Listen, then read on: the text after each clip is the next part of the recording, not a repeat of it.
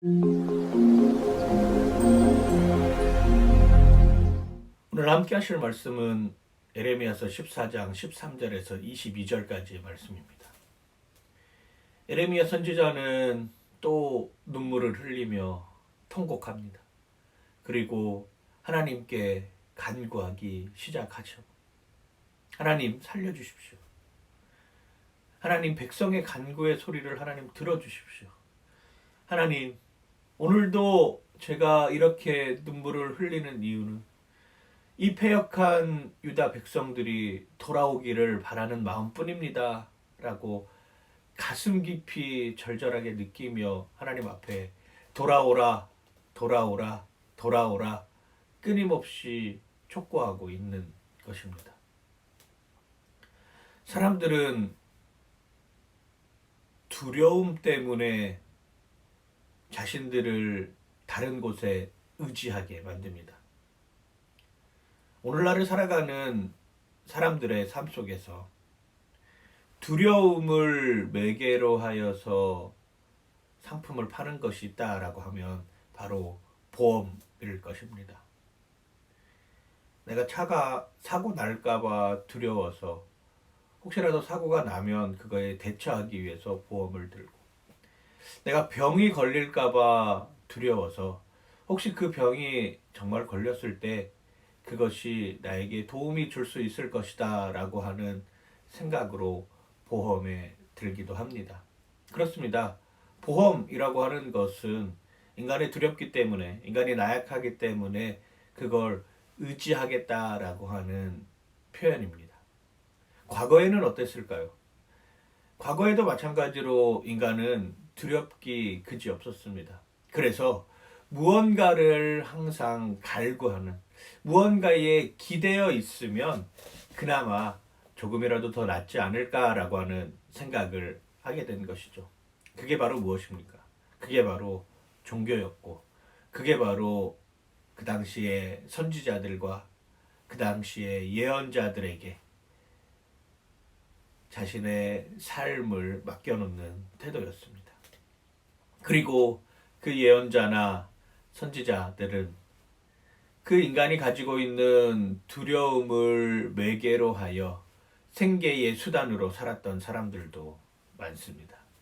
그렇기 때문에 정말로 진정한 것이 무엇인가를 가르쳐 주기보다는 이 사람들이 가지고 있는 불안 요소를 해결해 줌으로 말미암아 이 사람들의 삶에 직접적인 영향을 끼치는 것이 없이 그냥 자기의 생계 수단으로 전락해버린 사람들이 너무나도 많다라고 하는 것이죠.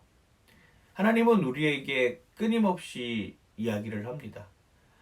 불안과 두려움 때문에 생계의 수단으로 그걸 먹고 살아가는 사람들을 위해서 그들에게 헌신하고 충성하는 삶이 아니라 회개하고 돌이키는 삶으로, 하나님과의 관계를 맺는 삶으로 살기를 원하고 계신 것이죠.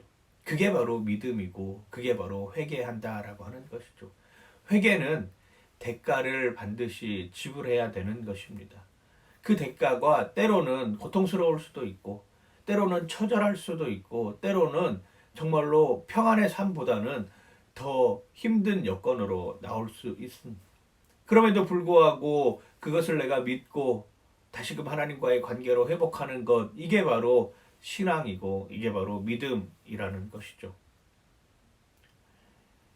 그 당시에 거짓 선지자들은 평안을 선포하며 칼과 기근은 없을 거야. 아무 일도 일어나지 않을 거야. 너희들 걱정하지 마. 너희들 평안하게 그냥 살 수 있을 거야 라고 끊임없이 이야기를 합니다. 그런데 하나님은 단호하십니다. 그들이 말하는 칼과 기근을 통하여서 그들이 그 칼과 기근 때문에 죽을 것이고, 그 칼과 기근이 그들을 따르는 사람들에게까지 영향을 미쳐서 그들 또한 그렇게 될 것이라고 이야기를 합니다. 온 산에, 온 들에, 온 광야에 시체가 넘쳐납니다. 결국 죽음의 순간을 벗어나지 못하는 것이죠. 그 죽음의 순간을 벗어나지 못하는 것 때문에 더 두려워서 그들에게 더 자신들의 삶을 의지하는 모습들을 보게 됩니다. 오늘날도 마찬가지입니다. 오늘날의 삶 가운데 우리가 의지하고 있는 것, 우리가 목숨을 걸고 있는 것, 우리가 그것 없으면 안 되는 것 같지만 결국 그걸 떨어뜨리는 순간 하나님의 손을 붙잡게 되는 것이죠. 입구가 조그만 병에 가득 든 초콜릿과 사탕 봉지를 아이가 그 작은 손으로 과자를 한 움큼 집어서 꺼내려고 하면 꺼낼 수가 없습니다. 그런데 그 과자와 초콜릿을 놓는 순간 손은 자유로워지는 것이죠. 마찬가지입니다. 우리의 삶이 두려움과 불안함과 우울함에 사로잡히기 시작하면 우리는 걷잡을 수 없는 삶으로 치닫게 됩니다. 그런데 그걸 떨어뜨리고 하나님의 손을 붙잡는 순간 우리는 영원한 삶을 살 수 있습니다. 세상에서 90년 동안, 100년 동안 살아가면서 불편할 수 있습니다. 그런데 세상에서 100년 동안 그 불편한 것을 통해서 영원한 하나님의 품에서의 안식을 누릴 수 있다라고 하면 오히려 그 불편이 정당화되는 것 아닐까요? 내가 불편할 수 있습니다. 내가 힘들 수 있습니다. 내가 어려울 수 있습니다. 그것을 감사로 살아내고 그것을 간증으로 살아내는 사람들이 더 많이 있음을 기억하시길 바랍니다. 왜냐하면 그것이 내가 하나님께로 가려고 하는 발버둥이라고 하는 것입니다. 세상은 나를 편하게 만들어 주겠다라고 하며 두려움을 없애주겠다라고 하며 끊임없이 자신들에게 의지하게 만들고 있습니다. 이걸 에레미야 선지자가 통곡하며 슬퍼하며 우는 모습이죠. 19절에서 22절까지의 말씀을 읽어드리겠습니다. 에레미야 선지자가 이렇게 통곡하며 눈물을 흘리고 있습니다. 주께서 유다를 온전히 버리시나이까? 주의 심령이 시온을 싫어하시나이까? 어찌하여 우리를 치시고 치료하지 아니하시나이까? 우리가 평강을 바라도 좋은 것이 없고 치료받기를 기다리나 두려움만 보이나이다. 여호와여, 우리의 악과 우리 조상의 죄악을 인정하나이다. 우리가 주께 범죄하였나이다. 주의 이름을 위하여 우리를 미워하지 마옵소서. 주의 영광의 보좌를 욕되게 마옵소서. 주께서 우리와 세우신 언약을 기억하시고 패하지 마옵소서. 이방인의 우상 가운데 능히 비를 내리게 할 자가 있나이까? 하늘이 능히 소나기를 내릴 수 있으리이까? 우리 하나님 여호와여, 그리하는 자는 주가 아니시니까?